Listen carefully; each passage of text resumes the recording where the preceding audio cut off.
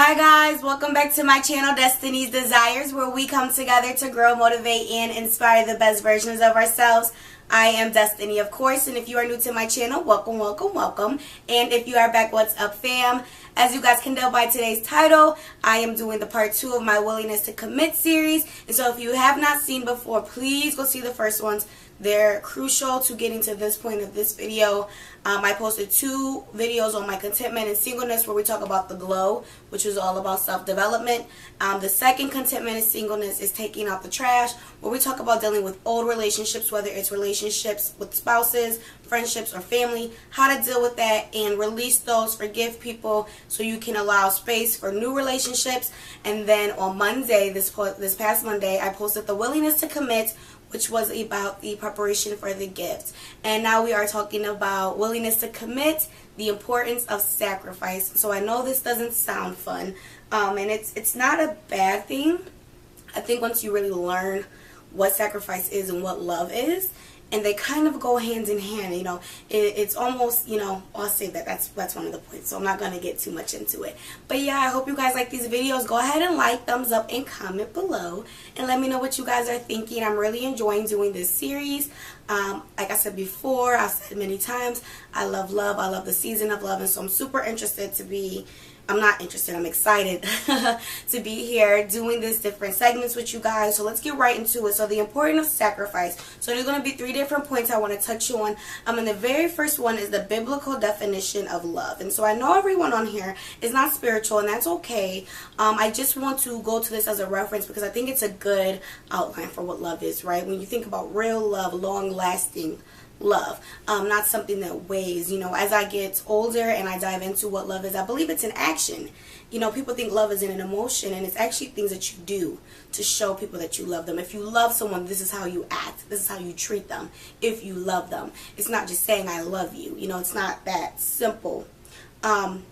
So I'm going to actually read the biblical term of what love is, and then I'll get into my second point. So the first one is in 1 Corinthians 13, 4-7, if you do want to have it as a reference. I'll probably put that as a link below just so you guys can go to it and read it. Maybe read the entire chapter, you know, do with it what you please. But I'm going to get right into it. So it's 4-7, and it says, love is patient, love is kind. It does not envy, it does not boast, it is not proud, it does not dishonor others, it is not self-seeking. It is not easily angered, and it keeps no record of wrongs. Love does not delight in evil, but rejoices with the truth. It always protects, always trusts, always hopes, always perseveres. And so I think that's super, it's a very small passage, but it's so much wrapped into that. You know, patience alone is such a heavy topic of how to be patient with your spouse or a loved one.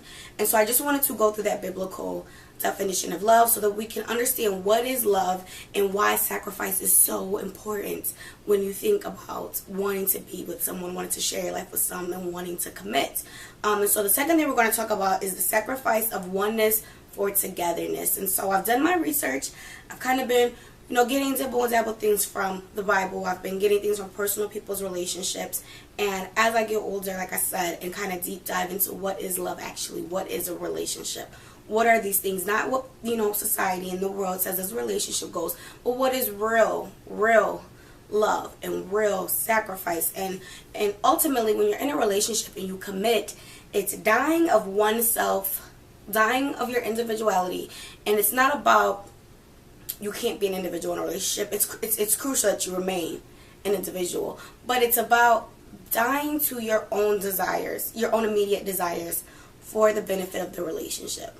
You know, what works for me and how I want to spend my money or how I want to spend my time may work for me, but it may not work for a relationship. It may not work for the unity of 2 people coming together.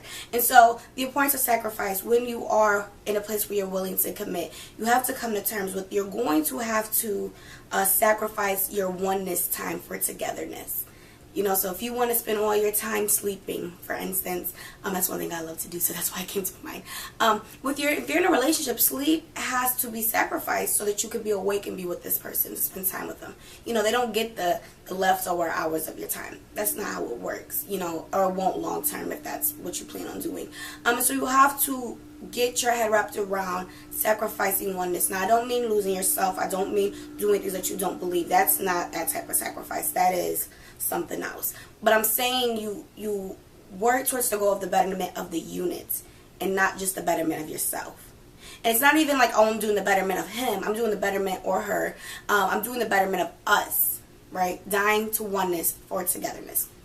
And then the final and last point I'm going to talk about is within sacrifice, you have to sacrifice expectations for reality. And, you know, we all, or we may not all, those of us who aspire for relationships, at some point or another, you have envisioned what you would be like in a relationship. You've envisioned what your relationship will look like, what love looks like to you. And you have to sacrifice that expectation for the reality. You know, this person that treats you right and loves you may not look what you think they're going to look like. They may not work where you think they're going to work. They may not make the money you think they're going to make or you expect them. Let's say expect. They may not look how you expect them. They may not work what you expect them to be working. They may not make what you expect them to make them. And we have to learn how to sacrifice our personal expectations for reality. You know? And I think we get too caught up in this stage where everything's physical and materialistic. And I don't think there's anything wrong with wanting to look a certain way and dress a certain way. But if that's all you bring to the table, there needs to be some more work done. Okay, just be honest. You have to bring more than that. It has to be more than that, because that will fade. It will fade, and you could always, you know, there's people who are, you know, high in age and look amazing, but they didn't look like how they did when they were 20. I'm not saying that you look bad when you get older, but if you're pursuing a relationship just on the physical look of someone, it's not a good place to start. It's not a wise place to start. So I encourage us all to understand the sacrifice of expectation for reality.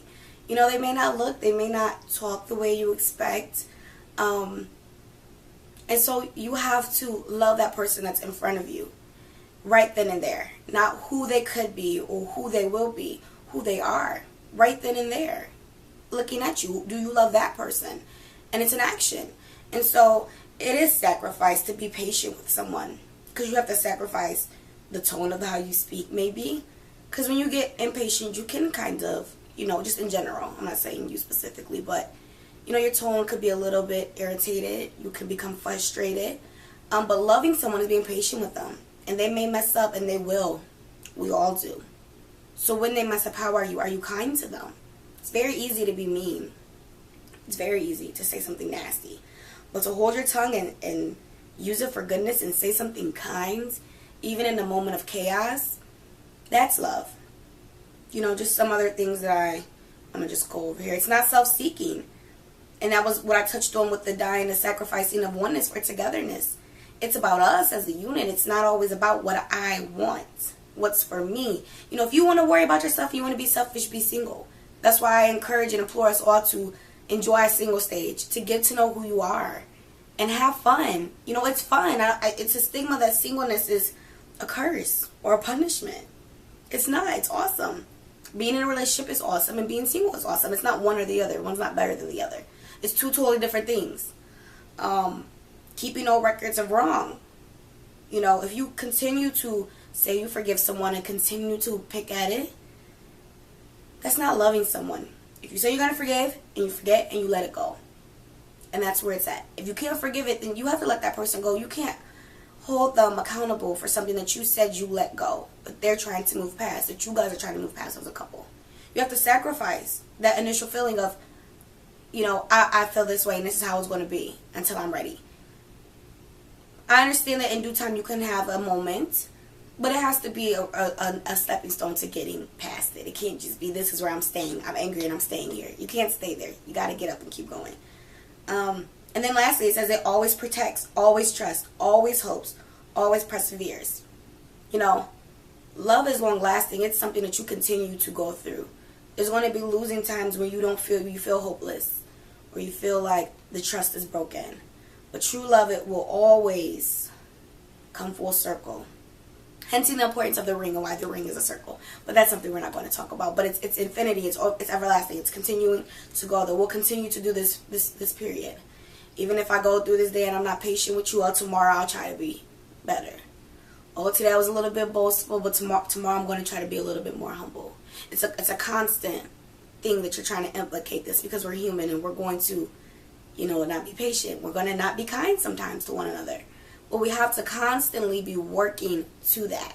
And so I encourage us to look into this. I know that Valentine's Day just passed. A lot of people were sad, and I say enjoy whatever stage you're in.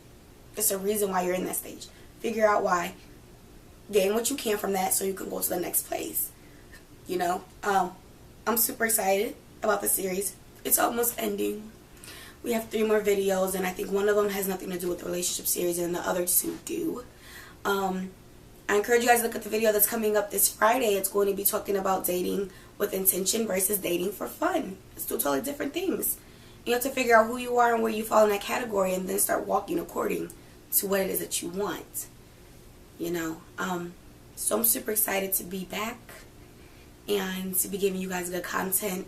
Go ahead, like, thumbs up, and comment on this video what you guys are thinking. What are some things that you guys have to sacrifice in relationships? Whether it's a spousal relationship, a relationship with a friend, a relationship with a family member. We all have to sacrifice something.